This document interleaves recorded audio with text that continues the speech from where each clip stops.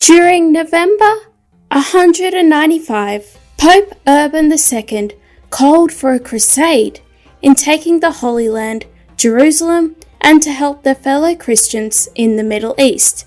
He decried Muslims for the way they treated Christians and promised the Crusaders would have their sins absolved. His call, Des Vult, God wills it. This chapter and the following centuries of turmoil between Muslims and Christians would become a core point in the Middle East and North Africa as well as Europe. The historian Peter Frankopan has written about it in many of his books, namely The Crusades, The Call from the East and The Silk Roads. Frankopan, a history professor at Oxford University, takes a global methodology to his discipline. That's the subject of this video, global history, where the past and present is approached not from a single ethnicity or nation, but of the world entire.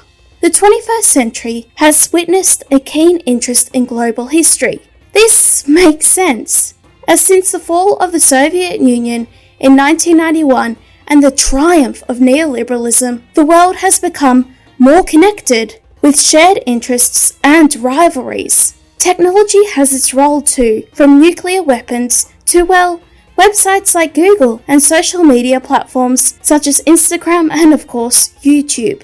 These developments have certainly motivated contemporary historians, as they are never immune from the power of the present. History may look backwards, but the global historian can seem quite modern and, frankly, cosmopolitan.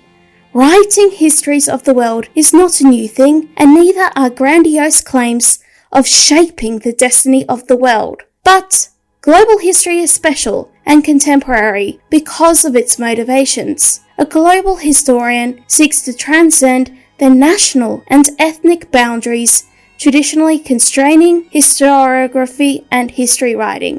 Let's discuss it. I'm Madeleine Rose-Jones, and I study history, literature, and culture. Welcome to Snowy Fictions.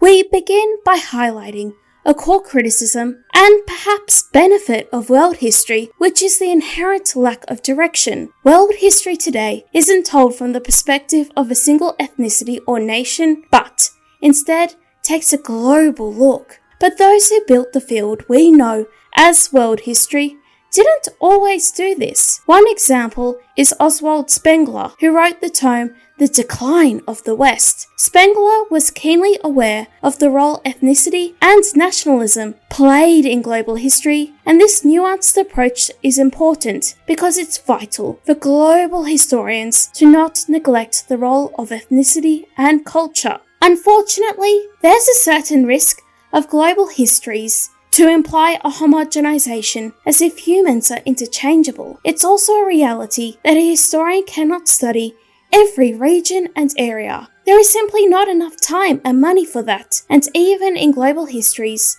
we can see historians find direction in a certain theme or perspective. Returning to Frankopan's The Silk Roads, there is a special focus on Persia, southern Russia, Armenia, Turkey, Arabia, etc. But there's a keen interest in the global dynamics stretching from this region, like expansion in the Atlantic, trade with sub-Saharan Africa, British diplomacy with Tsarist Russia, and the rise of China under globalism in the late 20th century. I must stress that despite my criticisms of global or world history, it is absolutely true that many historians in the field actually accomplish their aims and produce exciting scholarship. Also, world history makes sense. We, as individuals, are prone to thinking about the wider world and the global ramifications of individual decisions. Why shouldn't history reflect that? Whilst in antiquity, scholars such as Herodotus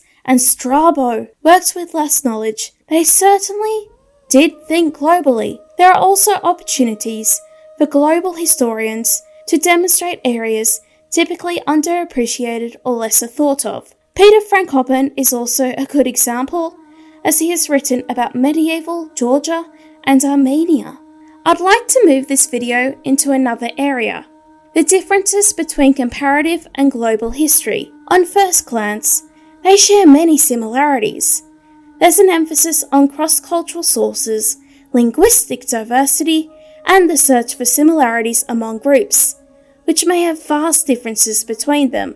Yet, comparative history is different because of the methodology used. As you can probably guess from the names, comparative history is about comparing and contrasting two different eras, regions, individuals, or communities. A possible example, contrasting cinema about World War II in Russian compared to Anglosphere filmmaking, or, as Hyun, Professor of Classics at the University of Melbourne does, compare ancient Rome with ancient China. Of course, comparative history is also often a good leading point to global history as the historian grows awareness of the differences between cultures and empires. Global history also lends itself well to travel writing, as the presence of strangers can reveal new information about their own cultures as well as others. From my point of view, global history sees the past as a whole, whereas a comparative study is at least two or more topics. If a comparative methodology interests you, please consider viewing my two other videos on comparative literature and religion, as both convey the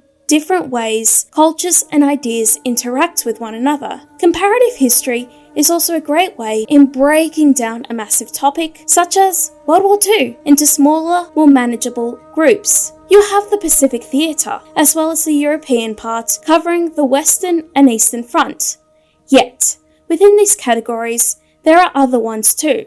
A historian may consider the different ways Australian troops experienced World War II overseas, and this may mean a comparative look at Indonesia, Singapore, and even Crete in Greece. A comparative historian will certainly need to understand the difference in history, culture, and geography, whereas a global historian may see these three regions as pieces in a puzzle, all fitting into a wider painting of warfare. That said, there is certainly overlap between global and comparative historians. I must also distinguish global history from other methodologies, such as big history, which really does take a universalist approach to history on the most literal level. Global history isn't also macro history, which seeks out large, long-term trends in the past. And finally, whilst it's certainly true, the histories of imperialism and empire have shaped much of our historiography on the world, this isn't necessarily global history.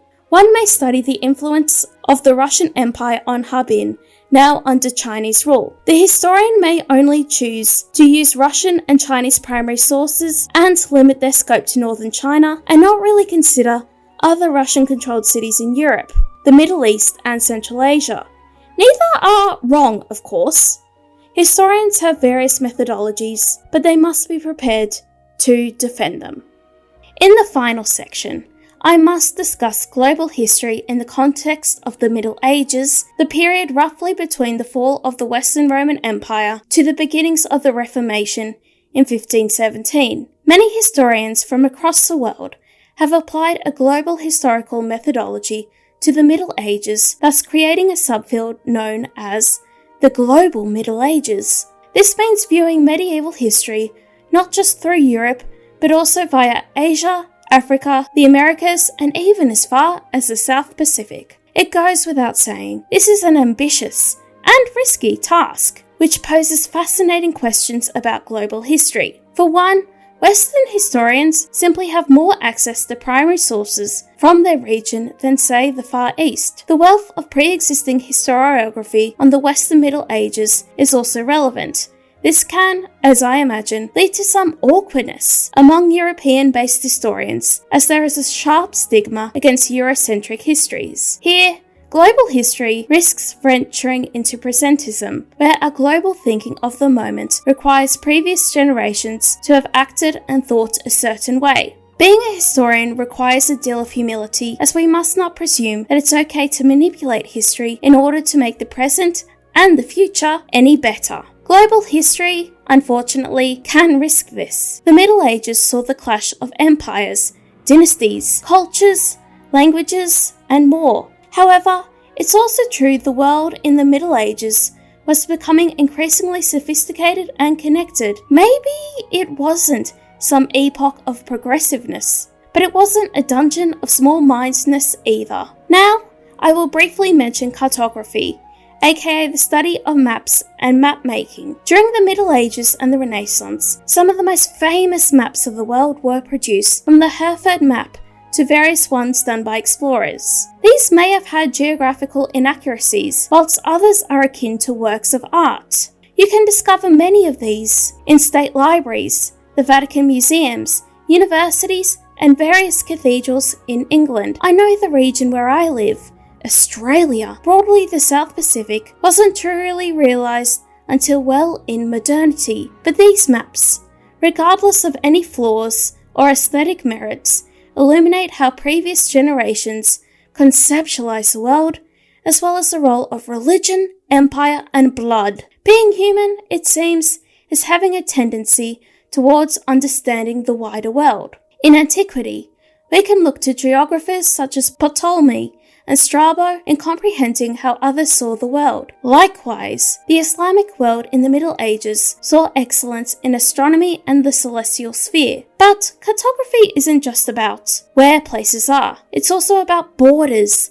the names of cities, travel routes, and trading ports. One can look at a map and spot their own country, yes, but also imagine the many different ways their homeland is connected with others.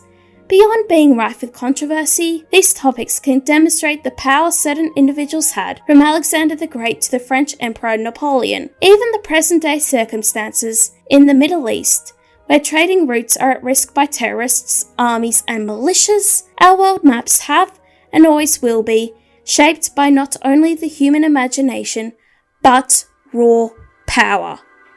This was a short overview on world history. I encourage you to take a closer look at this field and conduct deeper reading. But back to you. Have you read any books on global history? Comment below. I'd love to read your thoughts and start a discussion. Perhaps you'd like to check out my humanities themed blog, Snowy Fictions, linked below, as well as my monthly mailing list. I also recommend subscribing to access frequent videos on history, literature, and culture. Thanks for watching, and I will see you soon.